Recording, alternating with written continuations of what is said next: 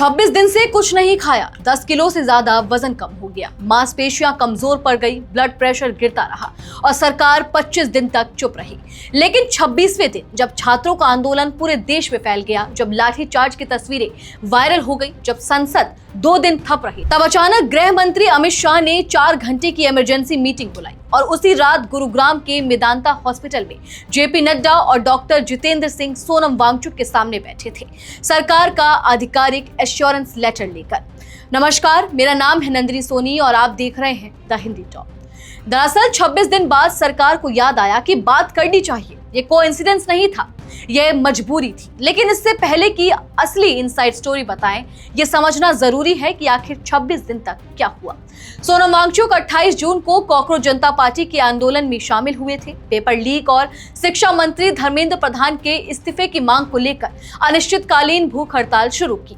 दिन बीतते गए, वजन कम होता गया, मांसपेशियां कमजोर पड़ती गई, लेकिन सरकार की तरफ से कोई बातचीत का संदेश नहीं आया, कोई मिनिस्टर नहीं आया, कोई फोन नहीं आई। 25 दिन तक खामोशी और फिर 20 जुलाई को चलो संसद मार्च हुआ। लाखों छात्र सड़कों पर उतरे, दिल्ली पुलिस ने लाठीचार्ज किया, आंसू गैस के गोले छूटे, तस्वीरें वायरल हुई, पूरा देश हिल गया। संसद का मॉनसून सेशन पहले 2 दिन ठप रहा। पीएम आवास के बाहर कांग्रेस ने प्रदर्शन किया, मेट्रो स्टेशन बंद हुए और जंतर मंतर पर छात्र डटे रहे। अब सरकार को असली खतरा दिखा और तब शुरू हुई वो इनसाइड स्टोरी जो इस पूरी खबर का सबसे अहम हिस्सा है। सूत्रों के मुताबिक 26वें दिन गृह मंत्री अमित शाह ने जेपी नड्डा और डॉक्टर जितेंद्र सिंह के साथ 4 घंटे की इमरजेंसी मीटिंग बुलाई।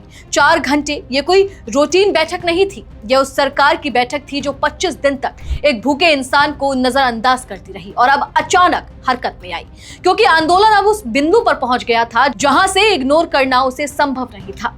इस मीटिंग में सरकार ने एक बड़ा फैसला किया, वांगचुक के स्वास्थ्य को सर्वोच्च प्राथमिकता देते हुए उनकी मांगों पर सकारात्मक रुख अपनाना। लेकिन अब सवाल था, वांगचुक को राजी कैसे किया गया? वो हॉस्पिटल में थे, अनशन पर थे और सरकार के किसी भी आश्वासन पर भरोसा करने के लिए कोई वजह नहीं थी, क्योंकि 25 दिन की चुप्पी एक बड़ा सबूत था कि सरकार को परवाह नहीं है। यहाँ सरकार ने एक स्मार्ट मूव किया। डॉक्टर जितेंद्र सिंह ने सीधे वांगचुक से बात करने के बजाय उनकी पत्नी गीतांजलि अंगमो से फोन पर बात की। यह एक कैलकुलेटेड डिसीजन था। एक पत्नी अपने पति को बेहतर समझती है, वो जानती है कि उसे कैसे कन्विंस किया जाए, और एक पति भी अपनी पत्नी की बात को अलग तरह से सुनता है, खासकर जब वो 26 दिन से भूखा हो और उसकी जान खतरे में हो। डॉक्टर जितेंद्र सिंह ने गीतांजलि अंगमो को सरकार की प्रतिबद्धता का भरोसा दिलाया और वांगचुक को अनशन खत्म करने के लिए मनाने का अनुरोध किया। ये कॉन्वर्सेशन क्या रही होगी, यह सोचकर ही दिल भारी हो जाता है। एक पत्नी जो 26 दिनों से अपने पति को तिल तिल कमजोर होते देख रही थी, जो हर रात डर के साए में सोई होगी, जो हर सुबह उठकर पहले यही सोचती होगी कि कल रात कुछ हुआ तो नहीं, उसे सरकार ने अब फोन किया। इसके बाद देर शाम जेपी नड्डा और डॉक्टर जितेंद्र सिंह खुद मेदांता हॉस्पिटल पहुंचे और सोनम वांगचुक को सरकार का आधिकारिक एश्योरेंस लेटर सौंपा। वांगचुक, उनकी पत्नी और समर्थकों की मौजूदगी में नड्डा ने उस लेटर को पढ़ा और सरकार के वचनों की घोषणा की। सरकार ने क्या क्या दिया? पहला, जंतर मंतर पर शांतिपूर्ण प्रदर्शन करने वाले छात्रों और 20 जुलाई के संसद मार्च में शामिल हुए युवाओं पर कोई क्रिमिनल केस नहीं होगा। यह वो मांग थी जो लाठीचार्ज के बाद सबसे जरूरी हो गई थी। दूसरा, department of personnel and training यानी डीओपीटी के तहत एक नया कड़ा कानून अगले हफ्ते संसद में पेश किया जाएगा, जिससे जल्द कैबिनेट की मंजूरी मिलने की उम्मीद है। तीसरा, नीट पेपर लीक के कारण आत्महत्या करने वाले पीड़ित छात्रों के परिवारों को उचित मुआवजा देने पर सकारात्मक विचार किया जाएगा।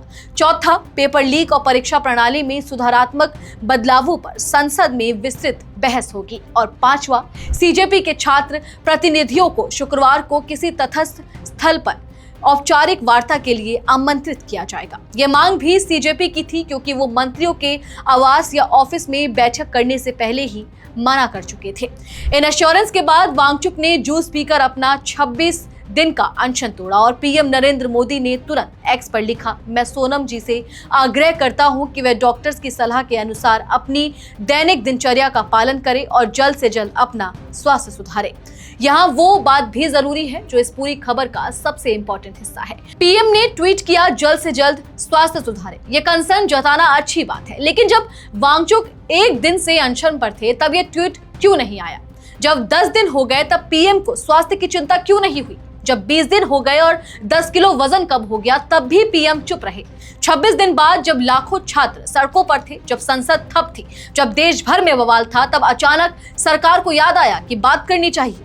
ये कंसर्न था या पॉलिटिकल कैलकुलेशन?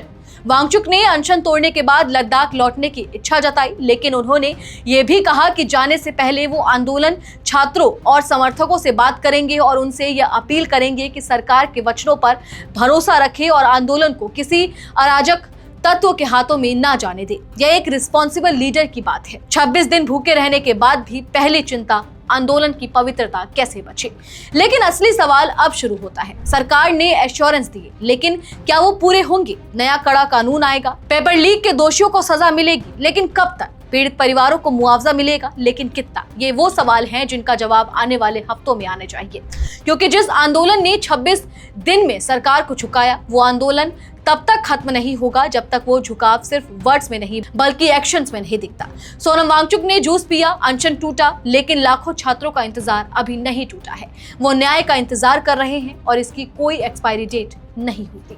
चलिए फिलहाल इस वीडियो में इतना ही। आप इस पूरी खबर को लेकर क्या कुछ सोचते हैं, कमेंट सेक्शन में हमें अपनी राय जरूर दें। और अगर अभी तक आपने हमारे चैनल को सब्सक्राइब नहीं किया है तो तुरंत करें। इसके साथ ही हमें सोशल मीडिया प्लेटफॉर्म यानी कि फेसबुक, इंस्टाग्राम और एक्स पर फॉलो जरूर करें।